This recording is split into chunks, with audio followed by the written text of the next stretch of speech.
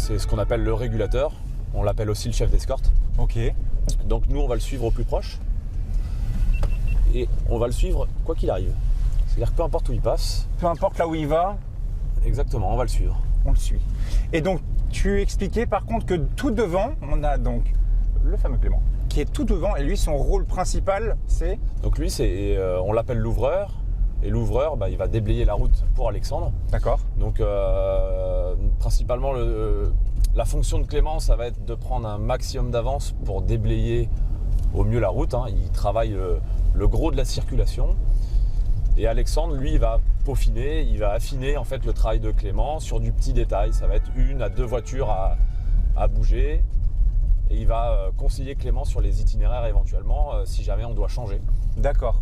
Voilà. En fait, ce qui est bien pour Alexandre, c'est que lui, il roule moins vite, il est moins dans le jus et ça lui, il a plus de temps en fait. Il a plus de recul sur la situation pour prendre des décisions. C'est vrai que finalement, Clément, il est loin en fait. En général, vous vous distancez, c'est suivant la circuit. Ouais, alors en fait, on s'adapte forcément à la circulation, on s'adapte au terrain.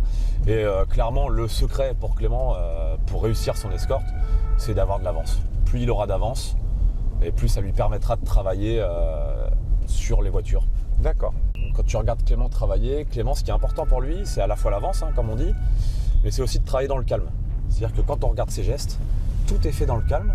Et travailler dans le calme, en fait, ça permet aux gens d'écouter. Ils comprennent très bien son intention, les gestes qu'il va faire. Et quand les gestes sont compris, les gens, ils réagissent plus vite. D'accord. Donc il n'y a pas besoin d'être énervé au guidon. Il faut que Clément il reste ferme, bien entendu, puisque les gens doivent exécuter ce que lui veut. Quand il veut qu'un véhicule s'arrête, le véhicule il doit s'arrêter. Donc genre là, admettons... Voilà, admettons, là on a quelqu'un qui n'a pas envie de qui ne s'arrêter. comprend pas. Voilà, Alex il est ferme, il s'arrête, il a compris. Et en fait, j'ai remarqué que Alex, vous faites toujours un signe de la main et un sifflet. Alors, quand Non on va travailler, c'est ça, quand on va arriver sur une situation, on va utiliser le deux-tons.